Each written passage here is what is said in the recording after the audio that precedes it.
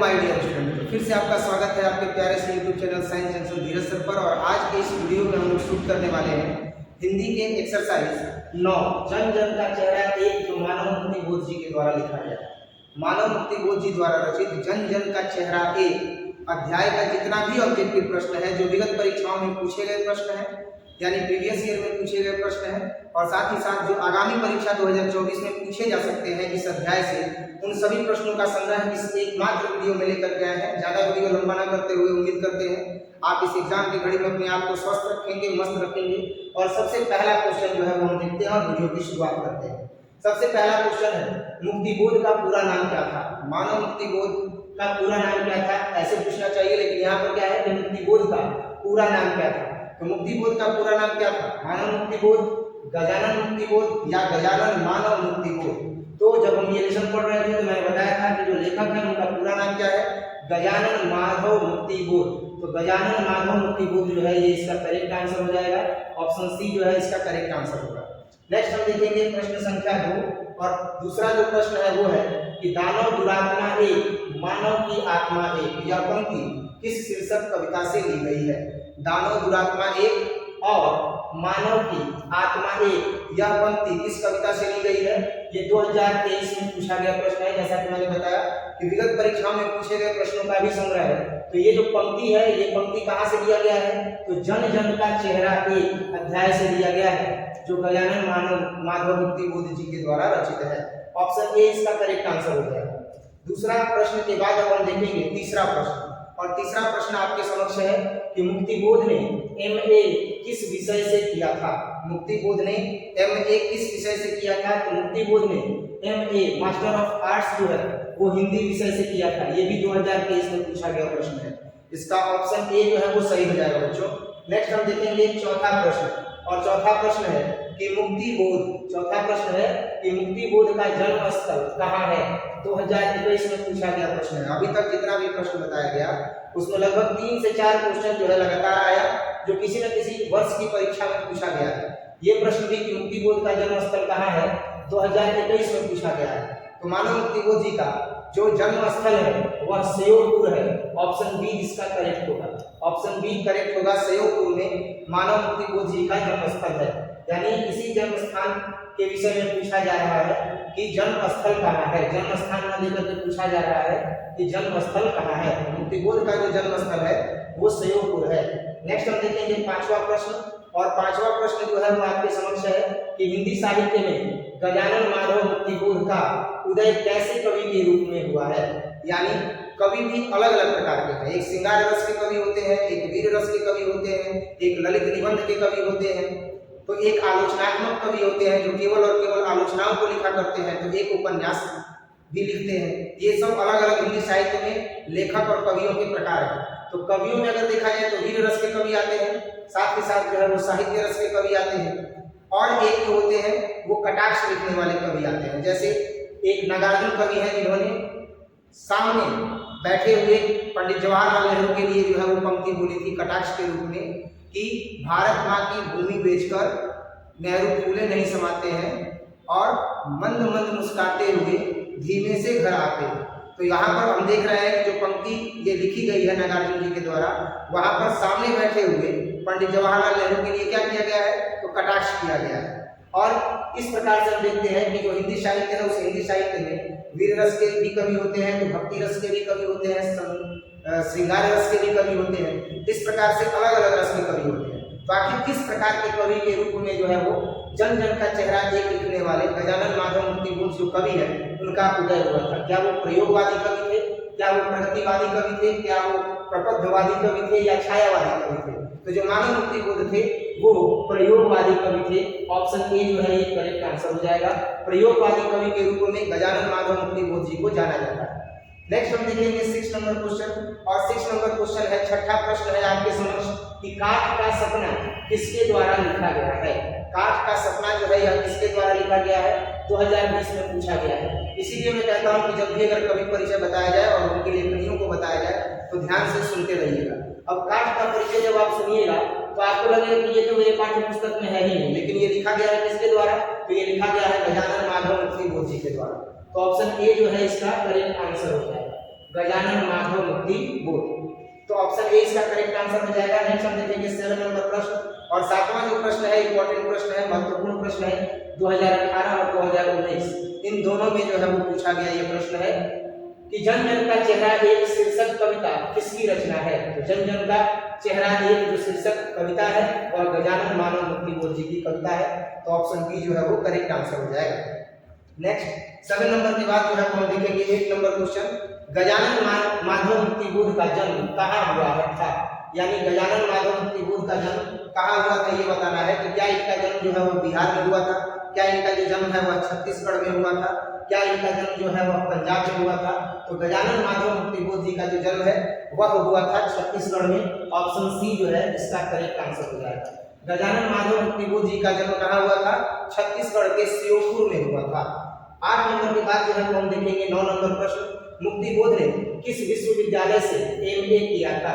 यानी ये जो प्रश्न है ये 2022 में पूछा गया है, और पूछा गया है कि गजानन माधव मुक्ति बोध ने किस विश्वविद्यालय से एमए किया था। दिल्ली विश्वविद्यालय से किया था, इलाहाबाद विश्वविद्यालय से किया था, रांची विश्वविद्यालय से किया था, या नागपुर विश्वविद्यालय से किया था।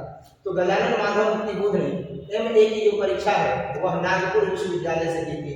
ऑप्शन डी जो है ये इसका करेक्ट आंसर हो जाएगा। 9 नंबर के बाद अब हम देखेंगे 10वां प्रश्न, और 10वां प्रश्न आपके समक्ष है कि मुक्ति बोध ने नागपुर से निकलने वाली किस पत्र का संपादन किया था। मुक्ति बोध ने नागपुर से निकलने वाली किस पत्र का संपादन किया था। तो नागपुर से निकलने वाली नया खून जो पत्रिका थी उसका जो है वो संपादन किया था गजानन माधव मुक्ति बोध जी ने। ऑप्शन सी जो है इसका करेक्ट आंसर हो जाएगा। 10 नंबर के बाद जो है हम देखेंगे 11 नंबर क्वेश्चन, मुक्ति बोध ने दिग्विजय महाविद्यालय राजनांदगांव में प्राध्यापक के पद पर कब से काम करना जो है वो प्रारंभ किया था। मुक्ति बोध जी ने जो है वो कब से प्राध्यापक के रूप में जो है वो प्राध्यापक के रूप में काम करना जो है वो प्रारंभ किया था। तो उन्होंने 1958 ईस्वी से जो है वो प्राध्यापक के रूप में काम करना प्रारंभ किया था। 11 नंबर के बाद अब हम देखेंगे 12 नंबर प्रश्न, और 12वां प्रश्न है मुक्ति बोध ने नागपुर के प्रकाशन तथा सूचना विभाग में किस रूप से नौकरी की थी। मुक्ति बोध ने नागपुर के प्रकाशन तथा सूचना विभाग में किस रूप से नौकरी की थी। पत्रकार के रूप में नौकरी की थी, या संपादक के रूप में नौकरी की थी, या संवाददाता के रूप में नौकरी की थी, या इनमें से कोई नहीं। तो गजानन माधव मुक्ति बोध ने नागपुर के प्रकाशन तथा सूचना विभाग में जो नौकरी की थी वो नौकरी इन्होंने किया था एक पत्रकार के रूप में। ऑप्शन ए जो है इसका करेक्ट आंसर हो जाएगा। इन्होंने किस रूप में नौकरी किया था, तो पत्रकार के रूप में जो है इन्होंने नौकरी किया था। 12 नंबर के बाद हम देखेंगे 13 नंबर प्रश्न, 11, 12, 13 ये टाइपिंग मिस्टेक है। अच्छा एक ही चीज है ना, एक ही प्रश्न है ये टाइपिंग मिस्टेक है। 12 नंबर के बाद अब हम देखेंगे सीधा 14 नंबर प्रश्न। 13 नंबर प्रश्न नहीं है, टाइपिंग मिस्टेक है। मुक्ति बोध के कविता संग्रह का नाम क्या है। मुक्ति बोध के कविता संग्रह का क्या नाम है। सूरज का मुंह टेढ़ा है, चांद का मुंह सीधा है, चांद का मुंह सीधा है, चांद का मुंह टेढ़ा है, सूरज का मुंह सीधा है। 14 नंबर जो प्रश्न है इसका आंसर होगा चांद का मुंह सीधा है। चांद का मुंह सीधा है जो रचना है वह मुक्ति बोध की कविता का संग्रह है। यानी चांद का मुंह सीधा है इस नाम से जो कविता संग्रह किया गया है वो मुक्ति बोध जी ने लिखा है। जैसे हमारे राष्ट्र कवि रामधारी सिंह दिनकर जी की कविताओं का जो संग्रह है जो इन्हें राष्ट्र कवि का दर्जा दिलाती है वो रश्मि रथी है। रश्मि रथी में जो है इन्होंने महाभारत के सभी संसर्ग को जो है वो लिखा है कविता के रूप में, और कविता के लालित्य में बांधते हुए सौंदर्य रूप से और साथ ही साथ जो है वो वीर रस के द्वारा जो है उसे प्रकट किया है। तो उसी प्रकार से उस कविता का संग्रह जो है वो रश्मि रथी है। तो यहाँ पर जो कविता का संग्रह है वह चांद का मुंह सीधा है, और इस कविता के संग्रह में जो कविता है या जो कविताओं का पूरा समूह है वह मुक्ति बोध जी के द्वारा लिखा गया है। 14 नंबर के बाद जो है हम देखेंगे 15वां प्रश्न कि नील नदी अमेजन मिसौरी में वेदना से गाती हुई बहती हुई बहाती हुई जिंदगी की धाराएं, यह पंक्ति किस शीर्षक कविता से ली गई है। तो यह भी जो पंक्ति है वह जन जन का चेहरा एक शीर्षक से ली गई है। 2022 में यह पूछा गया प्रश्न है। अभी बहुत आसान लग रहा होगा आपको, क्योंकि आप देख रहे हो कि जन जन का चेहरा एक अध्याय हम लोग पढ़ रहे हैं, तो ये जो पंक्ति है वो जन जन का चेहरा एक से लिया गया है। तो आप केवल अगर ऑब्जेक्टिव रटने का कोशिश करते हो कि आप रट लीजिएगा और आगे बढ़ जाइएगा, तो हो सकता है कि एग्जाम में उस कविता की पंक्ति भी आ जाए, और जब आप संपूर्ण रूप से अध्ययन किए हैं, उसका संपूर्ण विश्लेषण किए हैं, एक एक पंक्ति आपको समझ में आ रहा है, उसका अर्थ समझ में आ रहा है, आशय समझ में आ रहा है, तब आप डायरेक्ट उसको बता सकते हैं कि वो किस एक्सरसाइज का है, किस अध्याय का है, अन्यथा वो प्रश्न आपसे सही नहीं होगा। नेक्स्ट जो है वो हम देखेंगे 16वां प्रश्न, और 16वां प्रश्न है कि मुक्तिबोध के अनुसार ज्वाला कहाँ से उठती है? जो ज्वाला उठती है वो कहाँ से उठती है? क्या जनता से उठती है, आग से उठती है, ज्वालामुखी से उठती है, या इनमें से कोई नहीं है? तो जो विरोध की भावना होती है, जो ज्वाला होती है, वो कहाँ से उठती है? जनता से उठती है, या ज्वालामुखी से उठती है, या आग से उठती है? तो इसका जो करेक्ट आंसर होगा वो होगा जनता से। जनता ही जो है वह मूल क्रांति की जड़ है, और इसीलिए तो कवि ने कहा है कि चाहे वो यूरोप की हो, चाहे वह अमेरिका की हो, चाहे वह भारत की हो, हर मनुष्य का जो है वह चेहरा एक है, हर मनुष्य का संघर्ष जो है वह एक है। और इस कविता के माध्यम से गजानन माधव मुक्तिबोध जी ने यह स्पष्ट किया है कि इस संसार में जितने भी मनुष्य हैं, जो संघर्षशील समुदाय है, उन सभी का जो है वह चेहरा एक है। तो जो ये ज्वाला उठती है वो कहाँ से उठती है? जनता से ही उठती है, पशु से नहीं उठती, पौधों से नहीं उठती, जनता से उठती है। 16 नंबर के बाद जो है वो हम देखेंगे 17 नंबर प्रश्न, और 17 नंबर प्रश्न जो है वो आपके समक्ष है कि अज्ञेय द्वारा संपादित तार सप्तक के एक कवि के रूप में कौन सामने आया था? अज्ञेय जी द्वारा संपादित तार सप्तक के एक कवि के रूप में कौन सामने आया था? तो गजानन माधव मुक्तिबोध जी आए थे। ऑप्शन सी जो है इसका करेक्ट आंसर हो जाएगा। और गजानन माधव मुक्तिबोध जी का ही शॉर्ट नेम, लघु नाम जो है वह उपनाम कह सकते हैं, मुक्तिबोध था। ऑप्शन सी जो है ये करेक्ट आंसर हो जाएगा। 17 नंबर के बाद हम देखेंगे बच्चों 18वां प्रश्न। 18 नंबर प्रश्न है कि गजानन माधव मुक्तिबोध अपने रचनात्मक जीवन में किन दो प्रधान वैश्विक विचारधाराओं के संसर्ग में आए थे? ये 2022 में जो है वह पूछा गया प्रश्न है कि किन विचारधाराओं के जो है वह संसर्ग में आए थे? तो वो मूल रूप से दो विचारधाराओं के संसर्ग में आए थे। एक था अस्तित्ववाद और एक था मार्क्सवाद। अब अस्तित्ववाद क्या है और मार्क्सवाद क्या है? मार्क्सवादी विचारधारा के अंतर्गत अगर हम देखें तो जितने भी शोषित वंचित लोग हैं, जो भेदभाव को झेल रहे हैं, उन सभी लोगों को एक करना, समाज में समरसता बनाना, समान अधिकार स्थापित करना, सभी अधिकार सभी लोगों के लिए एक हो, वो मार्क्सवादी विचारधारा हो जाएगी। साथ ही साथ अस्तित्ववाद का मतलब कि इस अस्तित्व के साथ जीवन जीना, कि सभी मानव एक है, सभी ईश्वर की संतान है, भेदभाव नहीं होना चाहिए, न तो वो लिंग भेद के आधार पर होना चाहिए, न तो वो जाति भेद के आधार पर होना चाहिए, न तो वो धर्म भेद के आधार पर होना चाहिए, न तो वो वैचारिक भेद के आधार पर होना चाहिए। इस आधार पर अगर हम देखें तो गजानन माधव मुक्तिबोध का जीवन का जो दो मूल विचारधारा था जिसके संसर्ग में वो आए थे, तो पहला था अस्तित्ववाद और दूसरा था मार्क्सवाद। ऑप्शन ए जो है इसका करेक्ट आंसर हो जाएगा। 18 नंबर के बाद हम देखेंगे 19वां प्रश्न, और 19वां प्रश्न भी जो है वह 2022 में पूछा गया है। 2022 में पूछा गया यह प्रश्न है कि किन्होंने प्रायः लंबी कविताएं ही लिखी हैं? 2022 में यह पूछा गया प्रश्न है। तो गजानन माधव मुक्तिबोध की जो ये कविता हम पढ़ रहे हैं, जन जन का चेहरा एक, ये भी 2 से 3 पेज में ये कविता थी। सबसे लंबी कविताओं को लिखने का जो श्रेय है हिंदी साहित्य में, वह गजानन माधव मुक्तिबोध जी को ही जाता है। ऑप्शन ए जो है इसका करेक्ट आंसर हो जाएगा, गजानन माधव मुक्तिबोध। 19 नंबर के बाद अब हम देखेंगे 20वां प्रश्न, और 20वां प्रश्न है कि कौन सी रचना मुक्तिबोध की है? तो मुक्तिबोध की जो रचना है, क्या वो सूरसागर है, क्या वो कावायनी एक पत्रिका है, क्या वो विनय पत्रिका है, या मुकुल है? तो यहाँ अगर हम देखें तो सूरसागर जो है वह सूरदास जी की रचना है। अगर मेन टॉपिक पर आए तो जो मुकुल है वही इनकी रचना है, यानी गजानन माधव मुक्तिबोध जी की जो मूल रचना है वो कौन है? मुकुल है। ऑप्शन डी जो है इसका करेक्ट आंसर हो जाएगा। 20 नंबर के बाद जो है वो हम देखेंगे 21वां प्रश्न, और 21वां प्रश्न जो है वो आपके समक्ष है कि एक साहित्य की शायरी किसकी रचना है? एक साहित्य की शायरी किसकी रचना है? गजानन माधव मुक्तिबोध की रचना है। गजानन माधव मुक्तिबोध जी की रचना है एक साहित्य की शायरी। नेक्स्ट हम देखेंगे 21 नंबर के बाद 22वां प्रश्न, मुक्तिबोध के पिता का क्या नाम था? अब ये संभावित प्रश्न है, ये किसी एग्जाम में नहीं आया है, लेकिन ये संभावित प्रश्न है कि मुक्तिबोध के पिता का क्या नाम था। हो सकता है ये भी पूछ दे कि मुक्तिबोध जी के माता का क्या नाम था। तो मुक्तिबोध के पिता का जो नाम था वह था माधव राज मुक्तिबोध। ऑप्शन सी इसका करेक्ट आंसर हो जाएगा। माधव राज मुक्तिबोध जो है मुक्तिबोध जी के पिता का नाम था। 22 नंबर के बाद अब हम देखेंगे 23वां प्रश्न, कौन सी रचना मुक्तिबोध जी की है? मुक्तिबोध जी की रचना कौन सी है? तो क्या वो दिव्यज्ञान जो रचना है वह मुक्तिबोध जी की है। भोर का तारा, मुझे चांद चाहिए, चांद का मुंह टेढ़ा, चांद का मुंह टेढ़ा, तो चांद का मुंह टेढ़ा जो है वह मानव मुक्तिबोध जी की रचना है। एक प्रश्न जो है वो सुधार लीजिएगा, जो यहाँ पर मैंने बताया है कि चांद का मुंह सीधा, ये नहीं होगा इसका आंसर। इसका आंसर होगा चांद का मुंह टेढ़ा है, चांद का मुंह टेढ़ा है। ऑप्शन बी जो है इसका करेक्ट आंसर हो जाएगा, चांद का मुंह टेढ़ा है। नेक्स्ट, तो मुक्तिबोध के पिता का क्या नाम था? माधव राज मुक्तिबोध था। साथ ही साथ जो है वो कौन सी रचना मुक्तिबोध की है? तो चांद का मुंह टेढ़ा है। नेक्स्ट जो है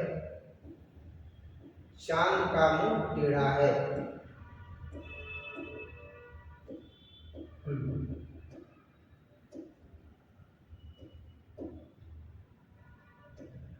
नेक्स्ट अगला प्रश्न है कि कौन सी रचना मुक्तिबोध की नहीं है?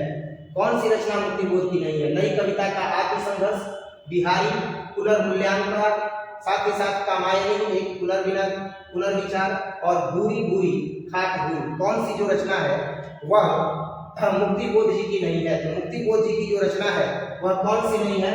तो बिहारी पुनर्मूल्यांकन। ऑप्शन बी जो है इसका करेक्ट आंसर हो जाएगा। 24 नंबर के बाद जो है वो हम देखेंगे 25वां प्रश्न कि मुक्तिबोध किस सप्तक के कवि हैं? तार सप्तक के हैं, दूसरे सप्तक के हैं, तीसरे सप्तक के हैं या चौथे सप्तक के हैं? तो मुक्तिबोध जो है वह तार सप्तक के कवि हैं। ऑप्शन ए जो है इसका करेक्ट आंसर हो जाएगा। 25 नंबर के बाद जो है हम देखेंगे 26वां प्रश्न, और 26वां प्रश्न है कि गजानन माधव मुक्तिबोध का जन्म कब हुआ था? 2022 में यह पूछा गया प्रश्न है कि गजानन माधव मुक्तिबोध जी का जन्म कब हुआ था? तो गजानन माधव मुक्तिबोध जी का जन्म 13 नवंबर 1917 ईस्वी को हुआ था। ऑप्शन ए जो है इसका करेक्ट आंसर हो जाएगा। 13 नवंबर 1917 ईस्वी को गजानन माधव मुक्तिबोध जी का जन्म हुआ था। 26 नंबर के बाद जो है वो हम देखेंगे 27वां प्रश्न कि मुक्तिबोध की मां का नाम क्या था? मैंने ये पहले ही बताया था कि गजानन माधव मुक्तिबोध जी का जो पिता का नाम है और जो मां का नाम है वो संभावित प्रश्न है कि परीक्षा में पूछा जा सकता है। जैसे कि एक प्रश्न यहाँ पर सम्मिलित किया गया है कि मुक्तिबोध की मां का क्या नाम था? क्या मुक्तिबोध जी की मां का नाम पुतलीबाई था? क्या मुक्तिबोध जी के मां का नाम जो है वह अंबिकाबाई था? क्या पार्वतीबाई था या राधाबाई था? तो कवि परिचय में ये बताई गई है बातें, और बहुत सारे विद्यार्थी जो है वो कवि परिचय पर ध्यान ही नहीं देते हैं, जबकि अधिकांशतः जो प्रश्न है वह कवि परिचय से ही पूछा जाता है। तो मुक्तिबोध जी की मां का जो नाम था वह पार्वतीबाई था। ऑप्शन बी जो है वो करेक्ट आंसर हो जाएगा। 27 नंबर के बाद हम देखेंगे 28वां प्रश्न, मुक्तिबोध ने किसका संपादन किया था? तो मुक्तिबोध ने जो है वह नया पूर्ण पत्रिका का संपादन किया था। ऑप्शन बी जो है वो करेक्ट आंसर हो जाएगा। 28 नंबर के बाद हम देखेंगे 29वां प्रश्न, कौन सी कीर्ति मुक्तिबोध की है? कौन सी कीर्ति मुक्तिबोध की है? चांद का मुंह टेढ़ा है, चांद का मुंह टेढ़ा है, यह जो कीर्ति है वह किसकी है? तो गजानन माधव मुक्तिबोध जी की है। किसकी है? गजानन माधव मुक्तिबोध जी की रचना है चांद का मुंह टेढ़ा है। चांद का मुंह टेढ़ा है, यह किसकी रचना है? तो गजानन माधव मुक्तिबोध जी की रचना है चांद का मुंह टेढ़ा है। नेक्स्ट जो है 29 नंबर के बाद हम देखेंगे 30वां प्रश्न कि जन जन का चेहरा एक के रचनाकार है। जन जन का चेहरा एक के रचनाकार कौन है? तो गजानन माधव मुक्तिबोध जी हैं। ऑप्शन ए जो है करेक्ट आंसर हो जाएगा। 30 नंबर के बाद हम देखेंगे 31वां प्रश्न कि मुक्तिबोध की कविता कौन सी है? तो मुक्तिबोध की कविता जन जन का चेहरा एक। ऑप्शन बी जो है करेक्ट आंसर हो जाएगा। 31 नंबर के बाद हम देखेंगे 32वां प्रश्न, नए साहित्य का सौंदर्य शास्त्र के लेखक कौन है?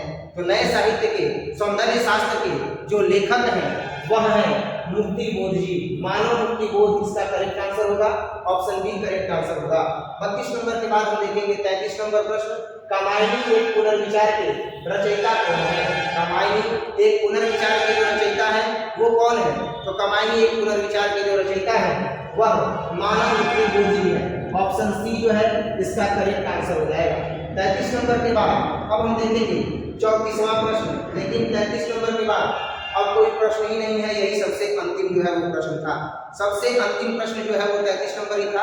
और इस तरीके से जन जन का चेहरा एक अध्याय में जितने भी ऑब्जेक्टिव प्रश्न थे जो कि आगामी परीक्षा में पूछे जा सकते हैं और जो संभावित प्रश्न थे जो आगामी परीक्षा में पूछे जा सकते थे, और साथ ही साथ कुछ ऐसे प्रश्नों का संग्रह जो कि पूर्व परीक्षाओं में पूछे गए हैं, उन सभी प्रश्नों का संग्रह जो है वो इस एक वीडियो में हम लोगों ने कंप्लीट किया। उम्मीद करते हैं कि आपको ये वीडियो काफ़ी अच्छा लगा होगा। अगर वीडियो अच्छा लगा हो तो वीडियो को लाइक जरूर कीजिएगा और साथ ही साथ आप अपना नाम कमेंट सेक्शन में जरूर मेंशन कीजिएगा, ताकि पता चले कि कितने जो स्टूडेंट्स हैं वो इस वीडियो को देख रहे हैं और उनका नाम क्या है। क्योंकि टेस्ट में भी देख रहे हैं जो बच्चे ऑफलाइन आकर के और टेस्ट दे रहे हैं, कम से कम उतने बच्चे तो इस वीडियो को लाइक करें, ताकि पता चले कि प्रेजेंटेशन भी हो जाएगा कि हाँ इतने बच्चे जो है वो वीडियो को देख लिए और तैयारी कर रहे हैं। आप समझ पा रहे होंगे मैं क्या कर रहा हूँ, और ये जरूरी मुझे इसलिए लगता है ताकि मुझे भी पता चले कि मेरे कौन कौन से स्टूडेंट्स जो है वो मेरे इस वीडियो को देख रहे हैं। आप अपना नाम जरूर मेंशन कीजिएगा और कमेंट करके जरूर बताइएगा कि आपको ये वीडियो कैसा लगा। साथ ही साथ आप नई ऊर्जा का संचार करने के लिए कुछ पंक्तियों को मैं आपके समक्ष रखना चाहता हूँ कि मंजिले लाख कठिन आए गुजर जाऊंगा, मंजिले लाख कठिन आए गुजर जाऊंगा, हौसला हार के बैठूंगा तो मर जाऊंगा। ध्यान दीजिएगा, मंजिले लाख कठिन आए गुजर जाऊंगा, हौसला हार के बैठूंगा तो मर जाऊंगा।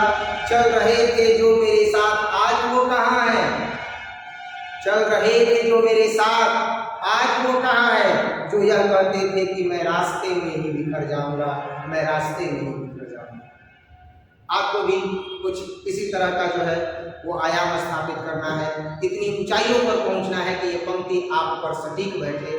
बस उम्मीद करते हैं आप स्वस्थ होंगे, मस्त होंगे। मिलते हैं अगले वीडियो में अगले टॉपिक के साथ, तब तक के लिए जय हिंद।